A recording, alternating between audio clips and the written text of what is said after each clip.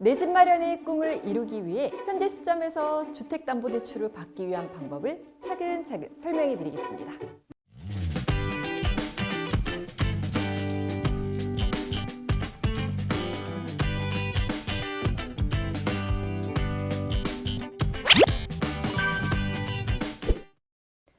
안녕하세요 구독자 여러분, 프루지오 라이프 금융 전문가 델림입니다. 지난 영상 도움이 되셨나요? 지난 편 이후에 다양한 금융 고민이 도착했다고 하는데요. 이번 사연은 내 집 마련을 목표로 하시는 분들 모두가 공감하실 것 같은데요. 자, 그럼 사연 한번 들어보실까요?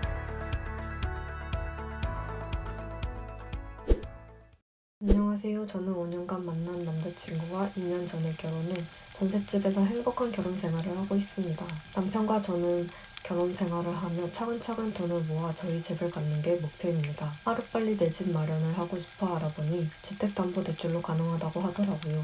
그런데 대출이라고 하니 어렵게만 느껴집니다. 만약 주택담보대출을 받는다면 필요한 서류와 절차는 어떻게 되나요? 우선 대출에서 가장 중요한 부분은 내가 주택을 구입할 때 얼마나 대출이 필요한지, 그리고 사려는 주택이 얼마나 대출이 가능한지부터 확인을 해야 합니다. 여기서 여러분들이 알고 계셔야 하는 대출 용어가 있습니다. 바로 LTV인데요. 내 집의 기준 가격 대비 얼마나 대출이 가능한지 비율을 말합니다. 사연자님께서 무주택 세대이기 때문에 사연자님을 기준으로 설명을 해드리겠습니다. 금액이 9억 원 이하인지 9억 원 이상인지, 투기 과열 지구인지 조정 대상 지역인지에 따라 한도 차이가 있습니다. 우선 투기 과열 지역의 경우 9억 원까지는 LTV가 주택 기준 가격의 40%인 3억 6천만 원까지 대출이 가능합니다. 만약 9억 원을 초과하는 경우 초과한 금액에 대해서만 LTV 20%까지 대출이 가능합니다. 예를 들어 10억 원인 주택을 구입한다고 가정하면 9억 원의 40%인 3억 6천만 원과 초과 금액 1억 원의 20%인 2천만 원, 즉 3억 8천만 원까지 대출이 가능합니다. 조정 대상 지역인 경우에는 9억 원까지는 50%인 4억 5천만 원까지 가능하고, 초과분에 대해서는 30%까지 가능합니다. 만약 규제를 받지 않는 기타 지역의 경우라면 무주택 세대이기 때문에 시세의 70%까지 대출이 가능합니다. 예시로 9억 원 이상의 주택을 말씀드렸는데 그 이유는 9억 원을 기준으로 한도가 달라지기 때문입니다.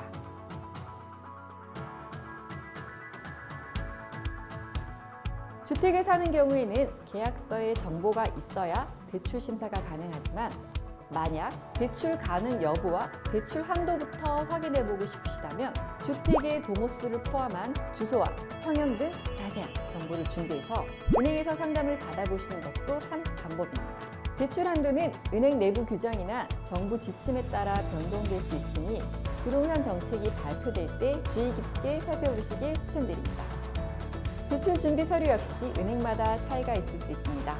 우선 집을 사는 경우 주택 매매 계약서와 주민등록등본, 소득증명 서류, 신분증 이런 것들을 기본적으로 제출을 해야 대출 심사를 진행해 볼 수 있습니다.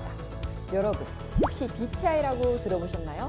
내 소득 중 대출을 갚는 데 쓰는 비용이 얼마나 되는지 퍼센트로 수치화한 것인데요. 대출을 받았을 때 1년 동안 내는 대출의 원금과 이자의 총 금액, 그리고 만약 다른 대출이 있다면 1년 동안 내는 이자 금액을 합한 금액이 내 연소득에서 얼마나 차지하는지 비율을 확인합니다. 내 소득으로 대출을 갚는 데 무리가 없는지 DTI 비율도 참고해서 대출 한도를 계산합니다. 현재는 주택담보대출을 받을 때 신 DTI를 적용하는데요.